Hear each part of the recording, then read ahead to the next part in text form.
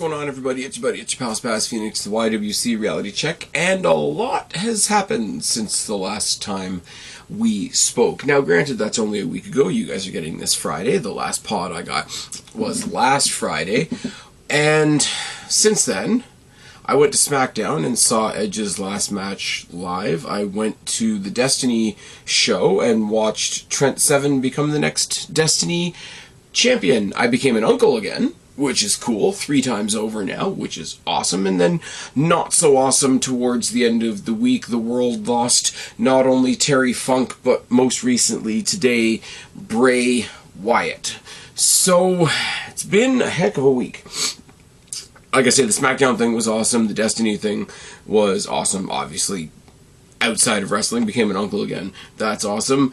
Terry Funk and Bray Wyatt both passing away right as I'm about to come up and talk to you guys. Not so much, and I'm not really gonna linger on either of those today. But I would be remiss if I didn't mention them. I don't have words for either one. Like, Terry Funk is one thing. Bray Wyatt, you guys know I've always been a staunch defender of Bray Wyatt in his many forms. Probably one of the most creative guys we've seen in wrestling, like, forever. I'm not going to try and ramble off any kind of RIP tribute thing right now, because it's fresh, and I don't know what I want to say, quite frankly.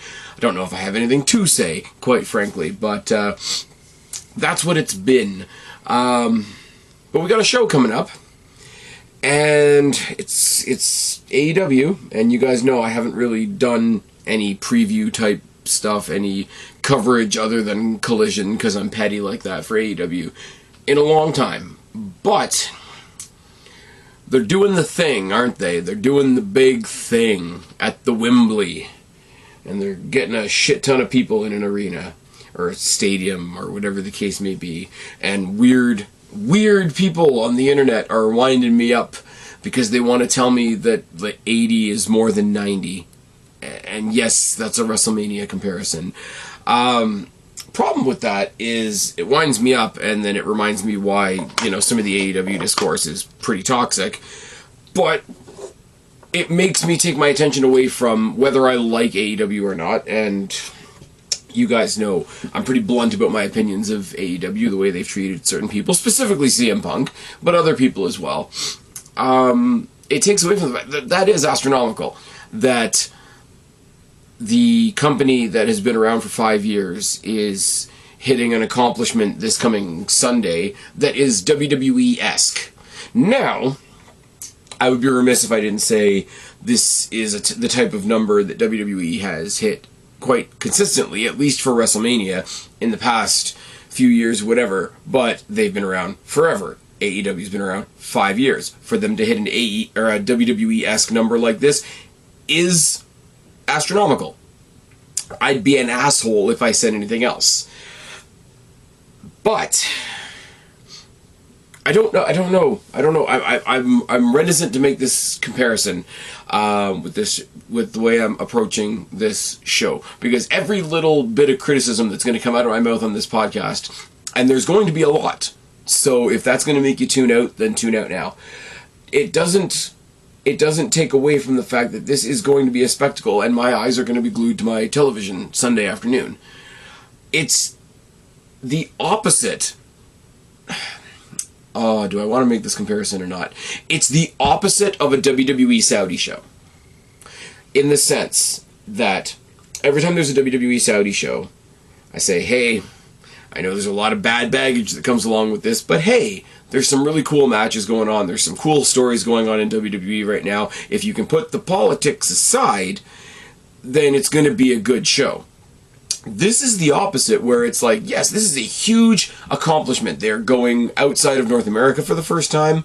They're going over to the UK, which doesn't get nearly the attention it deserves as an audience most of the time, from WWE and AEW. They are filling Wembley Stadium, which to my knowledge hasn't been done since that SummerSlam way back in the day. That's awesome. The spectacle of this is off the chain.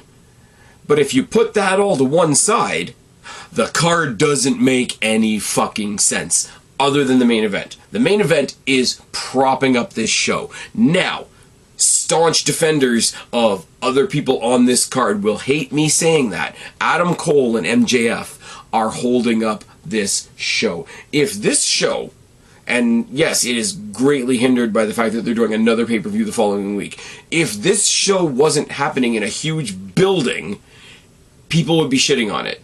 And this is where I come to the point of, and this is for WWE as well, because we all know that they've sold over 90,000 tickets to WrestleMania next year, and that's another astronomical number.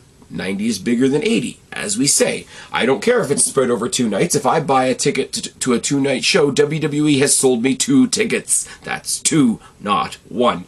But in both cases, it is I think the discourse surrounding this. I have no notes for this, by the way. I've got Wikipedia up in front of me, and that's it. So if I ramble, that's why. It is the incorrect association between big and good. I went to what would be considered by AEW or WWE standards a very small show this past weekend at Destiny at the Don Kolov Arena, which is not nearly as big as Wembley. I had a hell of a time. You could fill a 100,000-seater stadium and put on a shit show, and it would be bad. The thing is, big or good. If it's big, and you've got the attention of it being big, it better be good. It's the same, or it's a similar conversation that we had way back when WWE did the Evolution pay-per-view. And yes, I know, I'm a guy. I should tiptoe around this pay-per-view and treat it like glass. It's a historic pay-per-view. It was a cool move by WWE. It was good that it happened. Those are all true. The card itself was boring. But if you say that the card itself was boring, then people assume that you didn't want it to happen. And those are 2 separate conversations. You can have something historic and good and well-intended turn out badly. Just the same as you can have a big show in a big stadium. Either company can be bad. And with what's going on this card, I'm pretty sure I'm gonna label the name of this podcast like "What the fuck," because that's how I feel looking at this card, and that's super unfortunate because despite my opinions of AEW, there's a lot of people on this card that I want to see. I told you guys back when I went to see Collision a while ago. What do I want to see? I want to sing Judas, and I want to see CM Punk live. These are the things that I want to do. Forbidden Door was a bit different because Forbidden Door was the first time I'd ever seen any actual New Japan wrestling at all, let alone live. And that does tint my opinion of one of these matches tonight. As I say, no notes on this, no preemptive thoughts. This is just whatever I'm going to spit out to you guys, because that's the kind of day I'm having. I also worked a 12-hour day at work, so that's what we have as well. So all I've done, literally, in lieu of notes, I've taken a screen cap of the Wikipedia page, and I've got a highlighter function. And when I'm done talking about a match, I'm going to highlight that match, and then we're not going to talk about that match anymore. Good God, Jesus Christ, there are 11 matches on this card. Shout out to the What Culture guys who are over in that part of the world and are all going to this show, except for Adam Wilborn, who gets shout outs for an entirely different reason, because Adam Wilborn is now one of the Dadley boys. That is cool. Congrats to that. As I say, I'm an uncle. I'm cool just being an uncle right now. It's fine. Let's talk about something short and sweet that I didn't know until I opened up the Wikipedia page, which says a lot. One of the matches on the kickoff, and yes, we're going to leave the other match on the kickoff till last because it has to do with the main event. The other match on the kickoff is Jack Perry versus Hook, and it's Jack Perry defending the FTW Championship that apparently he tried to retire on Collision. Spoilers, but Collision's already been taped and blah, blah, blah, and it doesn't sound like a show that's going to set the world on fire, and I'm not going to be reviewing it. Apparently Jack Perry tried to retire the FTW Championship, got attacked by Hook and put through a table, and this match was set up. What's going to happen with this? I'm pretty sure Hook's going to win the title back. Pretty sure Taz is going to get involved at some point, or some other ECW guys. I've heard rumors that Tommy Dreamer is going to be there, or that RVD is going to be part of it again, or that Jerry Lynn is going to get involved. But I would really... I don't know, because it's what I want is outside of this actual match. Let Hook beat him on his own, get the title back, leave. Have Jack Perry all pissed off, grab the microphone, start talking some random-ass bullshit, and get choked out by Taz. If you remember, if you guys recall, in when Taz was still in WWE, when they did the invasion angle, and Paul Heyman was there cutting his promo on Vince McMahon, and one of the things he said was how Vince McMahon ruined Taz by making him a commentator, and Taz snuck up behind Heyman and gave him the weirdest looking Taz mission ever because he was in that big leather coat. Something like that on Jack Perry would be cool. Taz isn't a wrestler anymore. He's spoken at that ad nauseum before he even went to AEW. I, selfishly, was a fan of the Taz show, like his morning show that he used to do before hooking up with AEW. That was a bit of a bummer. I missed that. I'd love to see a little bit of a return of that, if I'm completely honest. But, I mean, they've done the FTW title thing for this long, and it's not a real title. Let's be real for a second. So let's get Taz involved in the big Wembley show and see how that goes. That's been highlighted now. We can move swiftly on. Nice and early, I'm going to get CM Punk out of the way, because CM Punk is defending the Real World Championship against Samoa Joe. Now, if you've been following the reviews I've been doing of Collision, obviously I have a bias towards CM Punk. I have a bias towards the way the Collision show is just done in general. I love the CM Punk Real World Champion shtick that they're doing over there. They put the big X through the E, which makes me smile. They did CM Punk and Samoa Joe in the Owen Hart tournament, and it wasn't even the final, so I don't know what we're supposed to do with that. Samoa Joe is pissed off because of that, but also Samoa Joe wants to know who the real champion is.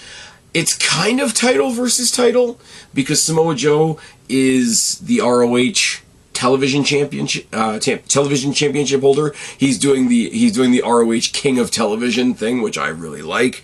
I mean, Samoa Joe is a badass. Don't get it twisted. Don't get me wrong. Samoa Joe is a badass. Cool to see him coming out there being a badass. But I'm going to be cheering for Punk. Obviously, to call this a title versus title match is a little questionable, but it's CM Punk's Real World Championship that's on the line, and Samoa Joe's not going to win. He's not, because the real story for CM Punk is to go on and unify that title with the currently recognized AEW Championship at some point. The Triple B baby that is currently on the shoulder of MJF, and I don't know. See, because here's the thing. I want to see CM Punk versus Adam Cole. I do. I think that match would be fan-fucking-tastic. But the title unification story would be better with him and Max, because they already have the history, and Max is the one that picked up that title that he never lost. So that makes the most logical sense, but we've already seen it. The dog collar match was fucking awesome. I think it was the best match that year, for AEW anyways. And so I'm torn between what makes the most sense and a brand new match that I've never seen, CM Punk versus Adam Cole, that I would really like to see. Either way, Samoa Joe's not winning. Really cool to see both of these guys that I'm a huge fan of get a platform on such a big stage. I don't know what to think about Samoa Joe not defending his championship. But I mean, that's a case of it's an AEW show, not a AEW ROH show. But that makes me wonder why we're doing something else that we're going to talk about later. So it's all a bit of a mess. So that's enough of that. House of Black, all three of them defending their trios titles against the Acclaimed and Billy Gunn. I like the Acclaimed. I really like the House of Black. The trios titles in AEW don't mean shit.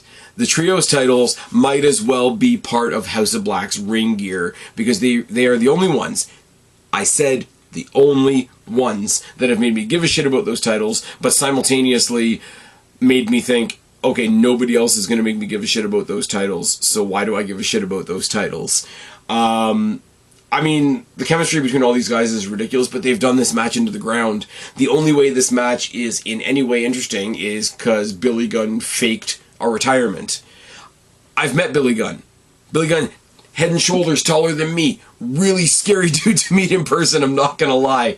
But he and the Acclaimed are over as shit. The Acclaimed as an act are over. He is part of what got them over. House of Black are over as a trio.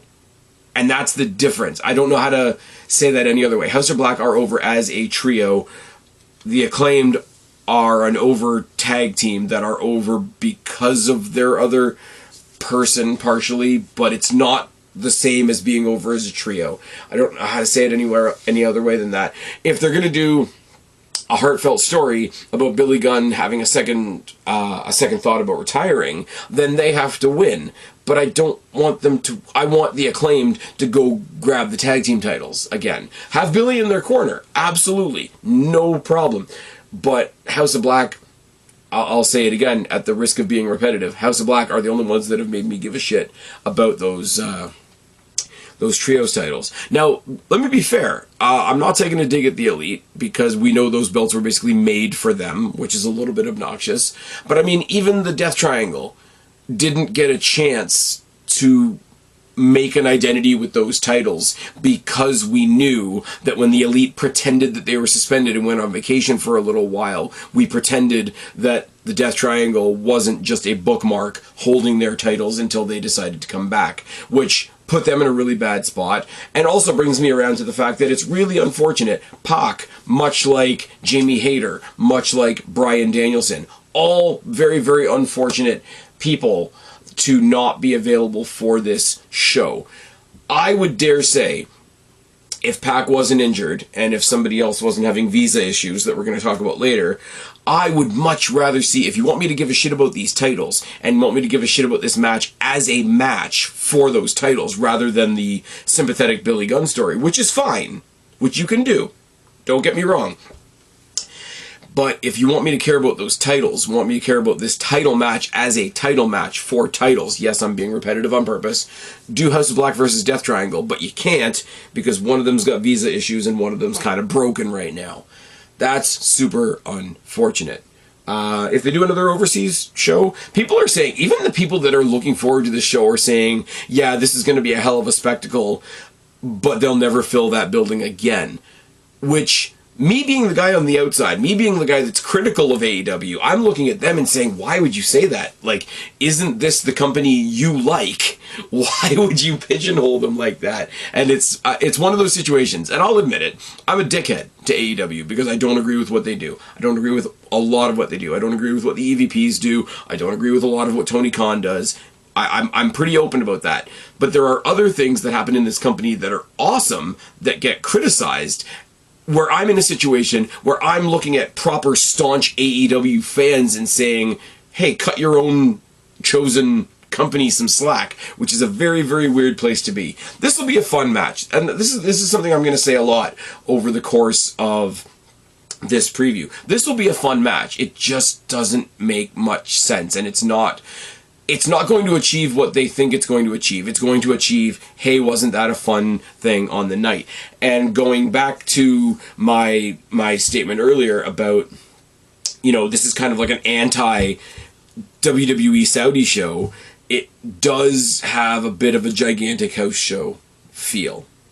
If I hope I'm not being a dick when I say that, because what cannot get lost in that translation is we are talking about wrestlers that I enjoy seeing on my television.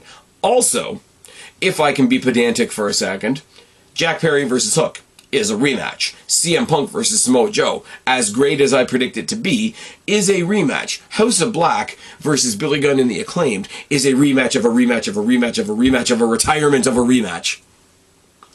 I'm just putting that out there. I'm not going to get any nicer as we go along. Let's talk about, what are we going to talk about next? Will Ospreay with Don Callis in his corner taking on Chris Jericho.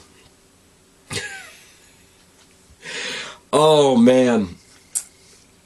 I don't even know that much about Will Ospreay. I really don't. But you have suddenly made Jericho a babyface to go up against the hometown boy that you've suddenly made a heel and shoved with Don Callis for reasons. And this match is weird. Now, it'll come as a surprise to nobody. I'm not a secretive person about this.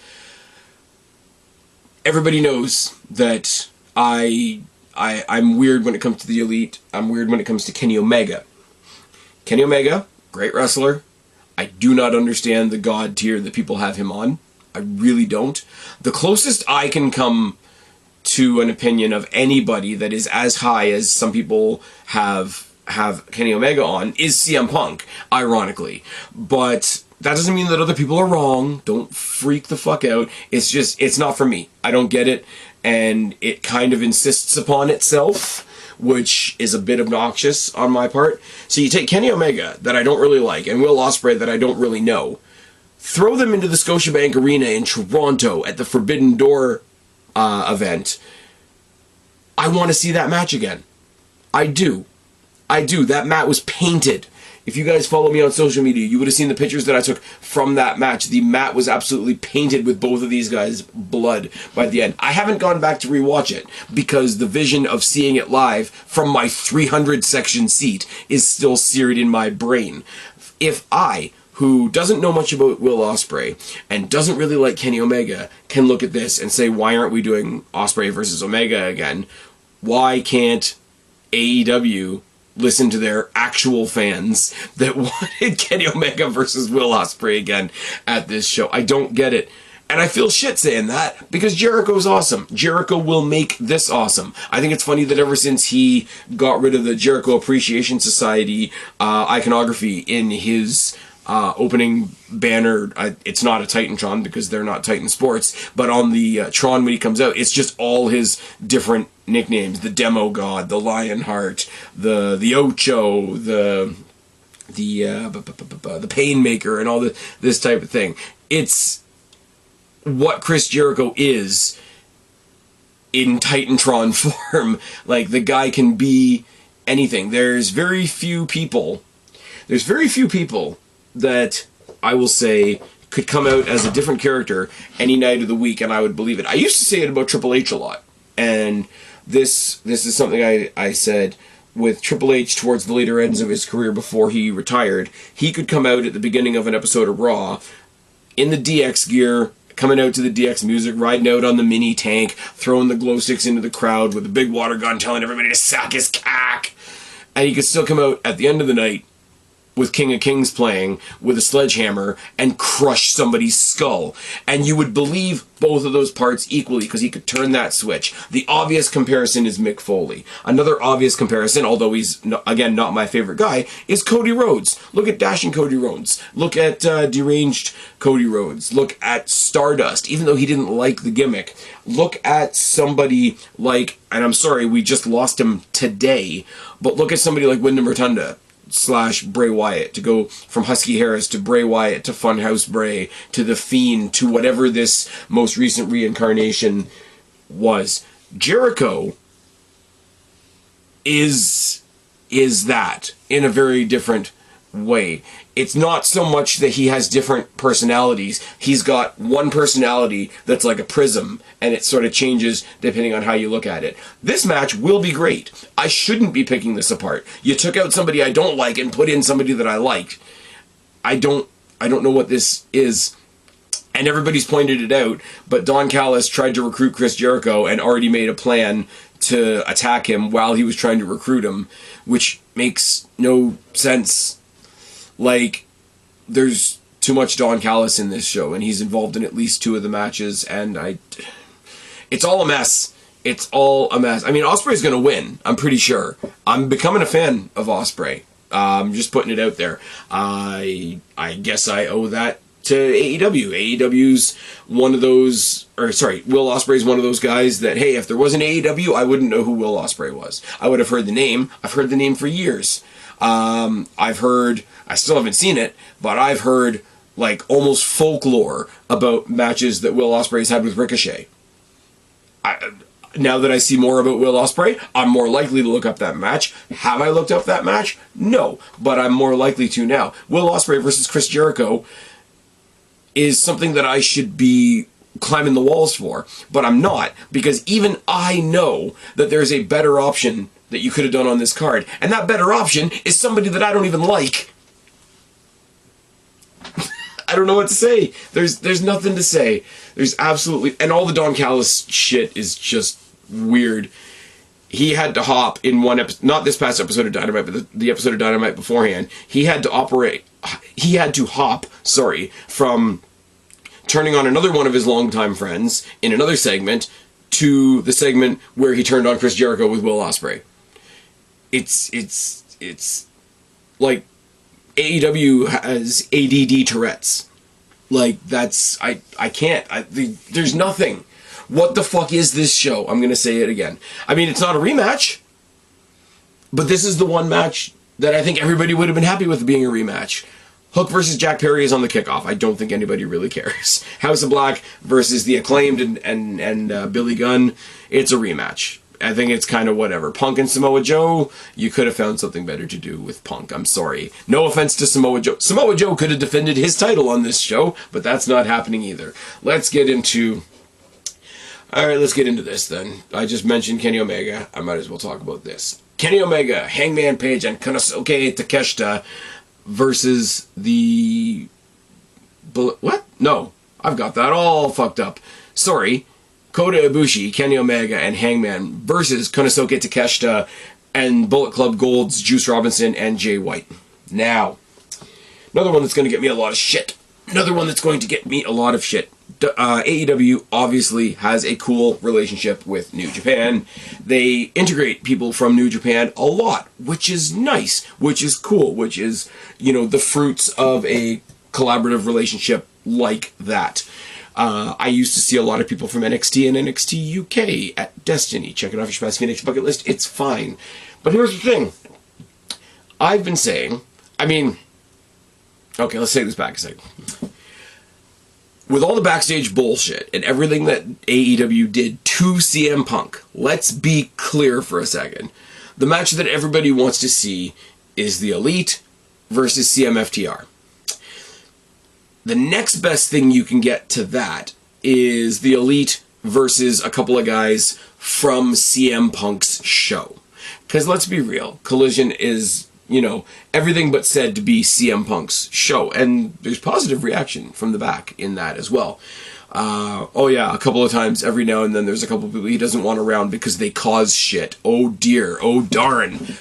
What's that? Who's knocking at the door? The consequences of my actions. That's what that is. But, your layup, if you're not going to do the three members of the Elite versus CMFTR, which, god damn it, needs to happen at some point, even I'll admit it, the next best thing is to do all four members of the Elite versus Bullet Club Gold. Bullet Club Gold have found themselves on Collision. So that's what the next best thing you could do, is that 4-on-4 as a substitute. Now, I get that can't quite happen because the Bucks have maneuvered themselves into a much more important match that we're going to talk about later.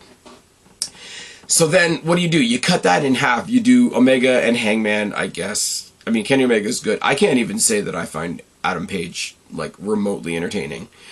If I put what I think about Kenny Omega aside, when I see him in the ring, he's still entertaining to me. I will give him that distinction. I don't like you, but you're entertaining. Hangman's not even that to me. He's a drunk cowboy because he gets upset a bunch. Okay, that's an episode of Jerry Springer. That's not wrestling. But if you can't get 4-on-4, the Elite versus Bullet Club Gold, do 2-on-2, the Elite versus Bullet Club Gold. Do Kenny Omega and Hangman versus Juice Robinson and Jay White. I'd be down for that. Do Jay White versus Kenny Omega. I'd be down for that. But no, what it's done is it's done a very, very Forbidden Door thing, and you've taken a match that already kind of exists in the zeitgeist of AEW, and then you've gone, please take this how I mean it, and don't misquote me for the hell of it. Can we throw in a couple of guys from Japan? That's what this feels like. It does. It does. And I know the storyline driving thing is... Again, Don Callis turned on Kenny Omega and Konosuke Takeshita. I really hope I'm pronouncing that correctly, because I think I threw in an extra syllable when I said it earlier. But Takeshita and Kenny Omega is the story. I get it, because Takeshita is the new chosen boy of Don Callis, and that's the story they're actually telling. But if you put Kenny Omega, Hangman Page, Juice Robinson, and Jay White in the same ring, those four personalities, well, three personalities and Hangman, that will be the story. The Don Callis thing will fade into the background until they decide to make it part of the story again. So it really does feel like you've taken a regular AEW tag match and, like I say, just throw in some New Japan guys. And I know Konosuke Takeshita isn't a New Japan guy. He's like proper AEW. But what's his name? Kota Ibushi's not. Ibushi's not all elite, is he? Is he? Have I missed that? That's just a thing? Because every time he shows up, oh my god, Kota Ibushi's here. You don't do that for somebody that works for the company. I'm pretty sure that this is going to set up a match at All Out between the Elite and the Bullet Club Gold. Because the Bucks aren't involved in this, the Guns don't have a match on the card, so that's kind of a bummer. I like the Guns. They're coming into their own as well. Pretty sure Kenny Omega, Hangman Page, and Kota Ibushi, or as they're listed on here, the Golden Elite. Is this to go up against Bullet Club Gold? I don't know. Pretty sure they're going to win because, yeah, one of the EVPs of the company is on one of those teams. Moving swiftly on. It'll be great. I roll my eyes at some of it. Speaking of rolling my eyes, Darby Allin and Sting versus Swerve Strickland and Christian Cage, with Prince Nana and Luchasaurus on the outside. How does Luchasaurus not have a match at Wembley Stadium?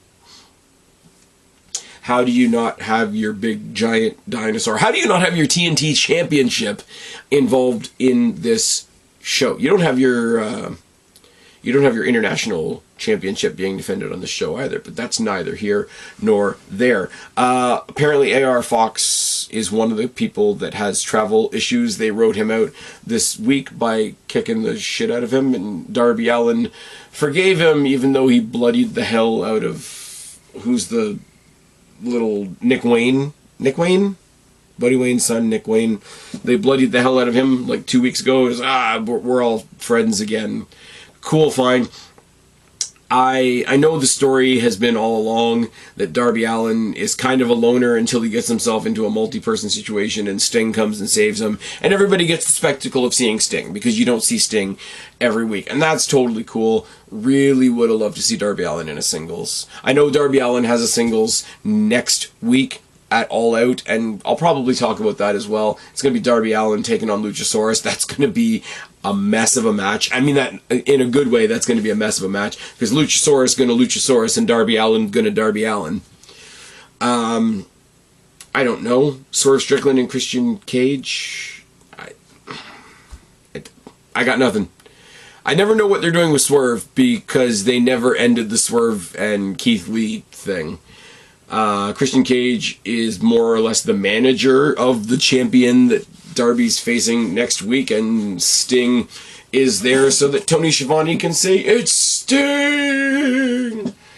Once again, pretty sure the faces are going to win. Actually, am I? Am I sure the faces are going to win? Maybe the heels win and Darby gets his comeuppance next week when he gets the TNT Championship off of Luchasaurus, and Sting doesn't get any comeuppance because, I don't know, fuck him, he's old. I don't know. That sounds really shit. I don't know. Like, what the fuck is this show? Again. And it's a coffin match. For reasons. Okay. Stadium Stampede. What are we doing here, folks? Stadium Stampede was created because there was nobody in the stadium at the time. There are matches where you can't possibly see everything that's going on. One of them is the Royal Rumble. The Royal Rumble gets a pass. One of them is the Elimination Chamber, and I guess the Elimination Chamber kind of gets a pass. Hell in the Cell, especially when they decide to do spooky lighting, has come under like scrutiny for that. But I always remember the Steel Asylum in Impact, before Impact was Impact, when Impact was just TNA, and it was so, like, it was solid and it was domed over and you couldn't see shit. Now, the opposite of that is people not being in a cage and people just being all over the damn place, and that's what Stadium Stampede is. I don't know how you don't make this a shitty viewing experience for the people in the building. Now, Your response to that is going to be, hey Spaz, why are you worried? You're not going to be in the building. Because I think about people other than myself, for one thing. Okay, there's going to be a big cutoff there, and I don't know exactly where the cutoff is, but I was talking before the cutoff about how you make this visual in that big stadium. Because even watching on TV, you can only focus on a couple of people at once, and it's going to go all over the place because that was the whole shtick of the match when it was created. Now let's look at the participants. Eddie Kingston, who can fuck off. Orange Cassidy, who has a singles title that should be being defended right now. The Best Friends, who 4 years into AEW, I still don't know what I'm supposed to think about the Best Friends. Penta El Zero Miedo, and that's your 5-man team, taking on the Blackpool Combat Club's Jon Moxley, Claudio Castagnoli, Wheeler Yuta, and the returning Santana and Ortiz. So let's get the elephant out of the way. First, why is Penta El Zero Miedo there and not Rey Fenix? Why is it not a 6-person team? Why is it not a 6-on-6 12-man match? Because apparently Rey Fenix doesn't have his visa in order either. Now, ultimately, that's everybody's own business to handle their shit, right? But also, you're doing the biggest show your company has ever done. At the bare minimum, do you not see that everybody has their travel documents in order? TK got off the cocaine. It's fine. Give it to the bear. At least we got a funny movie out of that. Anyways, so we had to write out Rey Fenix on this past week's Dynamite, and he got the crap kicked out of him, and then they stuck a crowbar in his mask. It was fine. Jon Moxley taking on somebody as tiny as Rey Fenix was just funny as well. I'm sorry, that's not how I should be receiving it, but this is like patchwork. All of this week's Dynamite was patchwork to make all the changes that they needed to make to these matches. Like AR Fox. Like the whole AR Fox, yeah, sure, you bloodied us up and left us all bleeding out for dead like 2 weeks ago, but that was 2 weeks ago. We're buddies again. Rey Fenix got a crowbar in the eye. Now, it was the Blackpool Combat Club, Jon Moxley, Claudio Castagnoli, Wheeler Yuta, and they were supposed to find 3 friends. Now, because there's no more Rey Fenix, those 2 friends are Santana and Ortiz. My question is, who was supposed to be that 3rd guy? Who got dicked out of being able to perform at Wembley because AEW didn't make sure all their wrestlers have their travel shit in order? Honestly, I don't know who you would have put in this position for the 6th member of the heel team, but like, if you can't have Rey Fenix, just throw Vikingo in there. Like, Vikingo has teamed with the Lucha Brothers before. The whole match is a thrown together fucking mess. There are titles here that could be defended. Claudio Castagnoli is the ROH World Champion. Orange Cassidy is the AEW International Champion. I'm pretty sure somebody else in there is a champion of some description. It's just a mess of people. This is the type of match that WWE would get shit on for, because, oh, you're just doing it because, WWE put on the Battle Royal. WWE put on the Slim Jim Battle Royal, so we could do some retro Macho Man stuff, and so that LA Knight could have a match on the card that he actually won because people were pissed off that he wasn't at WrestleMania. That's fine. What did it do? It got like 20 or 30 people on the card that wouldn't have been on the card, and people are like, oh, that's cheap. Why wouldn't you find more things for these people to do? Why wouldn't you find something for these fucking 11 people to do? It's the same thing. It is the same thing. But it's AEW, so everybody gets away with it. Just throw Vikingo on there, and whoever the Santana and Ortiz, like, who else would their other partner have been? Bring in, like, Homicide or somebody. The Stadium Stampedes match is lame. There's, like I said, there's at least 2 guys in this match that have titles that aren't getting defended on the show. And there's 3 other matches that I would have much rather seen on the show. Okay, I said it about Ospreay and Omega, right? I don't like Omega. I really don't. But Ospreay Omega 2 is something I would have watched, right? Eddie Kingston, for all the weird fucked up shit that he supports and believes, I know there's enough people out there that want to see another round of Jon Moxley versus Eddie Kingston. And I could have gotten away with that. I could have said, okay, fine, cool, whatever. Or you know what, even like mess it all up, do Jon Moxley and Will Ospreay versus Kenny Omega and Eddie Kingston, or some nonsense like that. You could have done what they teased a couple weeks ago, which was Jon Moxley versus Orange Cassidy for that international championship. I'm pretty sure that's another thing that they're saving for All Out, but let's be that as it may. And I'm sorry, because of, like, especially because of now what we've seen with Rey Fenix, why can't we just have like a really cool hardcore match between Jon Moxley and Penta? I'd be down for that every single day of the week. If they had known ahead of time that Rey couldn't go, they could have scrapped this match. They could have done Jon Moxley versus Penta. There's 3 matches right there I've just given you. And once again, one of them is with somebody that I don't even like. But I'm like, there's enough people that would be down for that match as an alternative. There's 2 titles in this match, like I say, not being defended. Waving my hand around because there's flies. Eating my dinner while I talk to you guys, by the way, if you couldn't tell. What the fuck is this show? That's all I've got. That's all I've got. What do we do? What do we do? Fuck off, fly. Alright, let's talk about the women's match, because there's only one women's match. Because, of course, there's only one women's match. It's AEW. Hikaru Shida versus Toni Storm versus Saraya versus Dr. Britt Baker, DMD. I should be ecstatic about this match. I love everybody in this match. I really love Shida.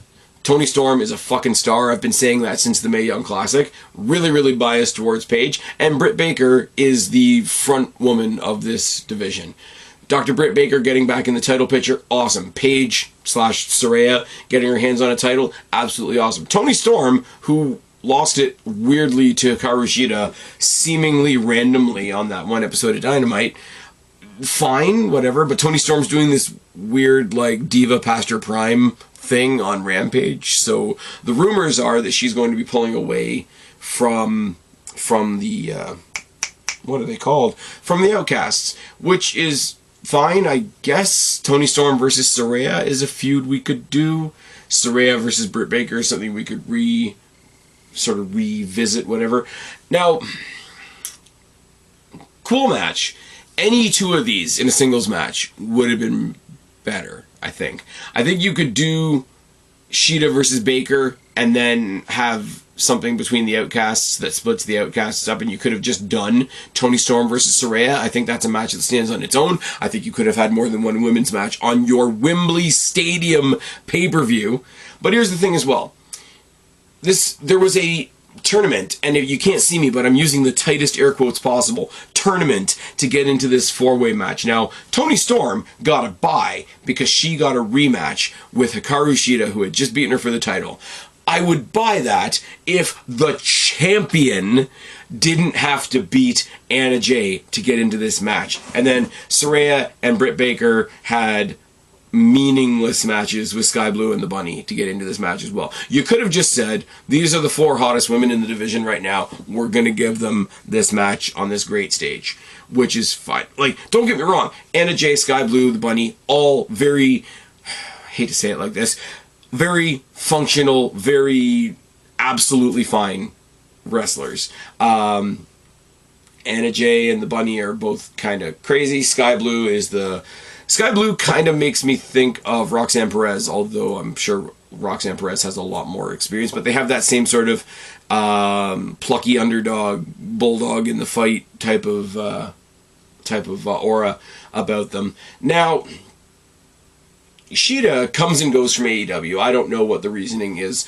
behind that. Toni Storm, huge fan of, but she's already had the title. Dr. Britt Baker, like I said, is sort of the front woman of the company, so her getting the title back would be almost fitting.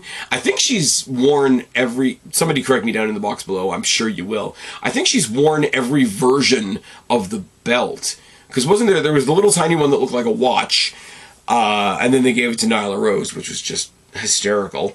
Then there was the slightly bigger version of that, and then there's the one that they have now, which is sort of the same template as they used for the International Championship back when it was the Atlantic Championship, I think.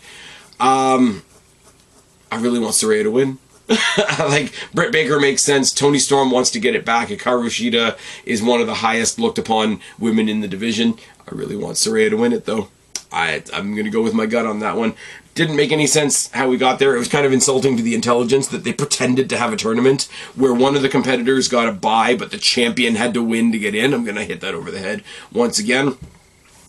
But it is what it is, and that's the only women's title match on the card, which is a bummer, because as I said, they're not representing the ROH titles on this card very much. We're going to get to that one in a second, but there was a big bad rumor about Athena, who's kicking ass in ROH, from what I've heard. Anybody that I've ever heard say anything good about the current iteration of ROH basically has said Athena's carrying that show.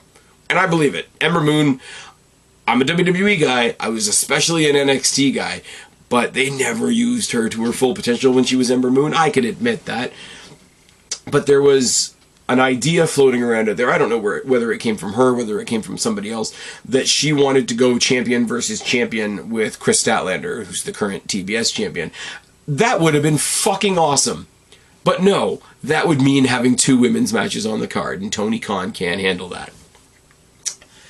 That's fine. Let's talk about other titles. Let's talk about the AEW Championship. Let's talk about, AEW Tag Team Championships.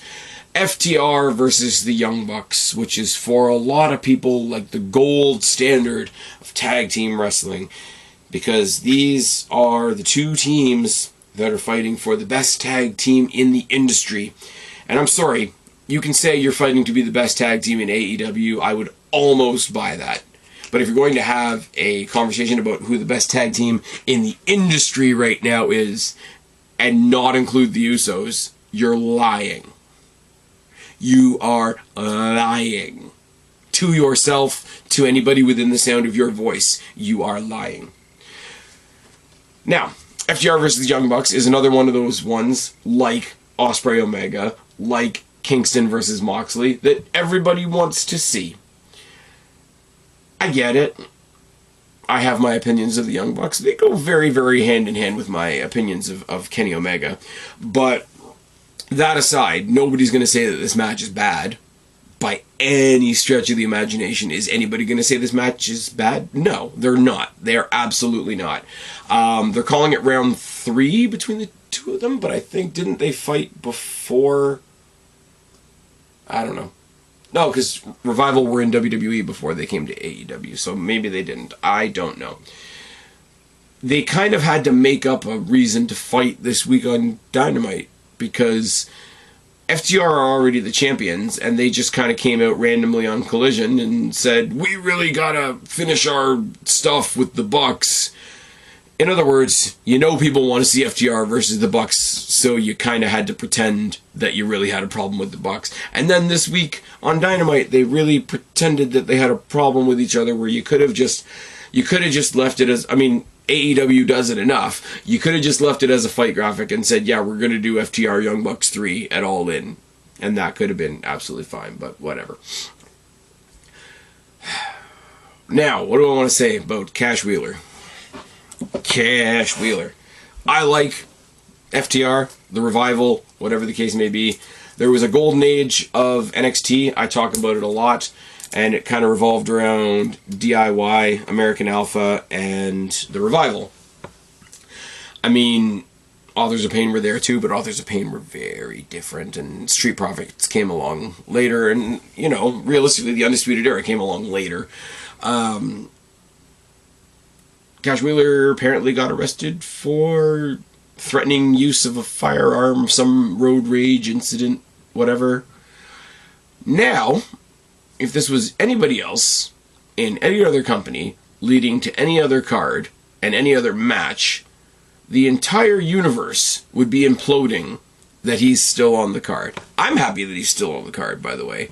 But if it was anybody else, or if the Revival were in WWE right now, it'd get shit on, it'd get booed out of the building, it'd get this, that, the next thing. But because it's the match, in tight air quotes, it's the tag team match that AEW can give you, and it's one of the crowning achievements other than the main event. of this show, of this big spectacle, of this 80 whatever thousand seat arena that nobody ever told AEW they could do. Meanwhile, they're tarping off the buildings for their weekly shows for the last like 6 months. Don't worry about it. Don't let the facts get in the way of a good story. I don't want this match to get canceled. I want to see this match. I can't stand the Bucks. I'm going to watch this match hoping that Dax Hardwood and Cash Wheeler put their feet through these guys' faces. But I want to watch that match so that I can watch those feet go through those faces. So there is some credit towards the Bucks in there somewhere. Now, what did I say about the trios match with the Elite and the Bullet Club Gold? One side's going to win because one side's got an EVP on it.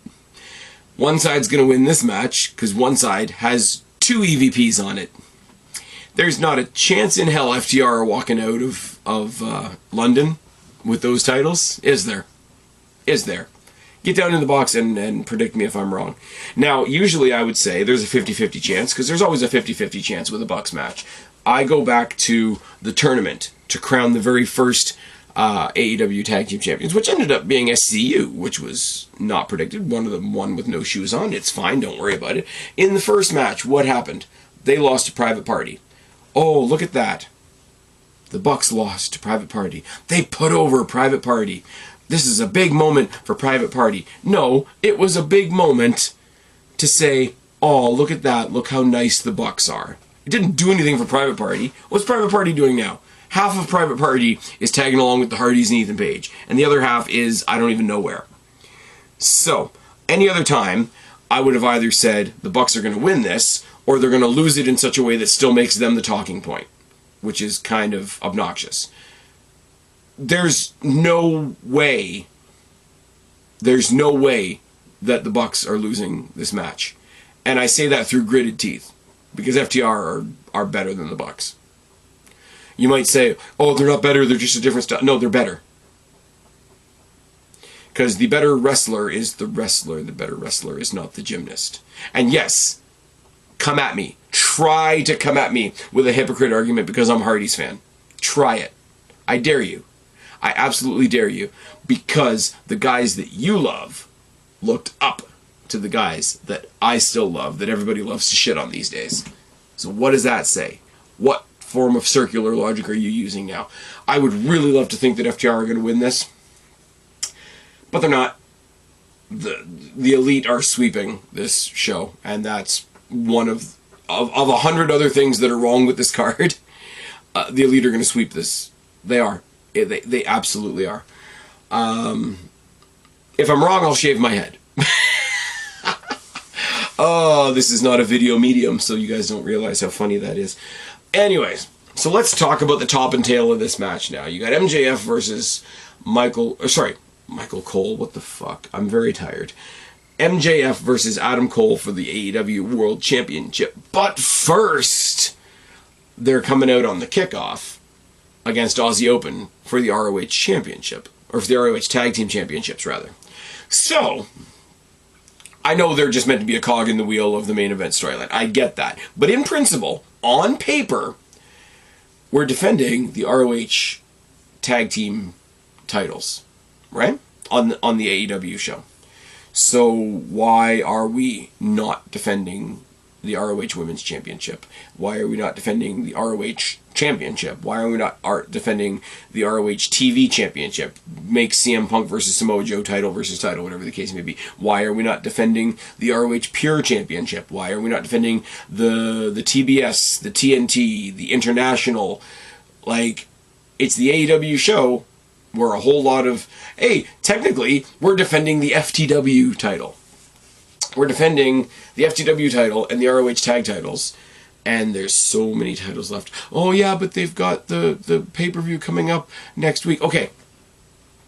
The quality of this card does not depend on what's happening next. Just like the quality of a WrestleMania will not be determined by what cool match is on Raw the next night, either. So yes, I'm applying it equally, but it doesn't work.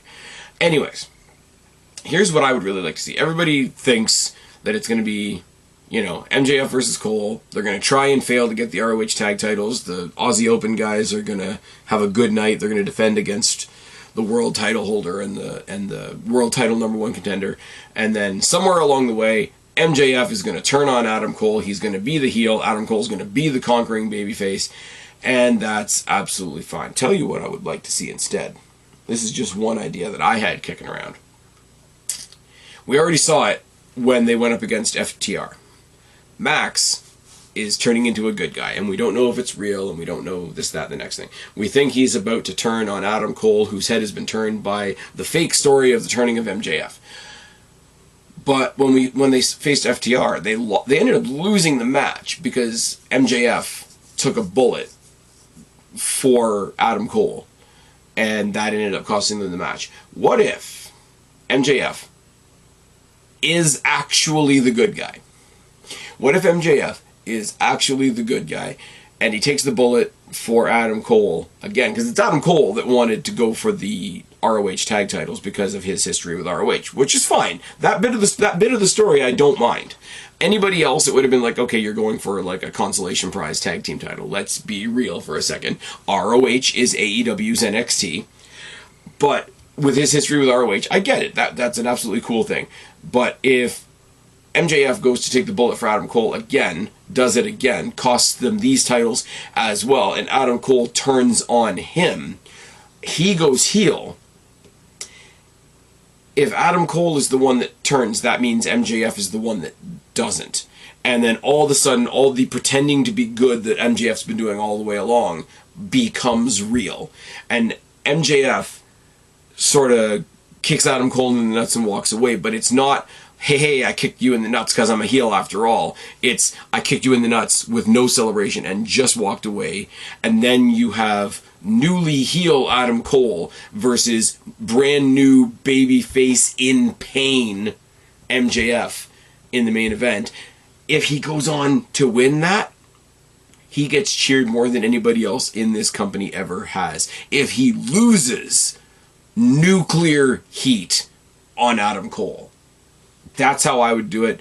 I don't think that's how it's going to go. Like I said, ultimately, who wins this match is a toss-up for me. I talked about it during the CM Punk Samoa Joe match. CM Punk's going to hold on to the real world title until there's some kind of unification. Now, I'm going to reiterate what I said before. I want to see an Adam Cole versus CM Punk match. But for the unification story to work, it kind of has to be MJF. This is the only match that's not full of nonsense. This is the only match that's not full of nonsense. It's also the match I'm super looking forward to. I did not know Adam Cole when he was in the Bullet Club. I did not know Adam Cole when he was in ROH. I did not know Adam Cole when he was on the Indies. I know the leader of the Undisputed Era. I know the guy that walked into NXT every single time and his music started with "Shock the System." I would really love to see him shock the system and become AEW champion. The fact that it doesn't make any sense for the CM Punk story, be damned. Adam Cole, proper, like, grit your teeth, heel Adam Cole, leaves with that championship. That's what I would like to see. But I don't think that's going to be the case. The other way you could go is that Adam Cole and MJF both stay babyface. We figure out that he had a plan with Roderick Strong that was going to be like, hey, gather up a bunch of friends in case MJF turns on me. And then when they come to actually do the plan, Adam tries to stop them. And then you get the Kingdom versus Better Than You Baby, which is another cool story you could do, but that gets a little bit messy. That gives us another, 4 or 6 weeks of storyline before the next pay-per-view or whatnot.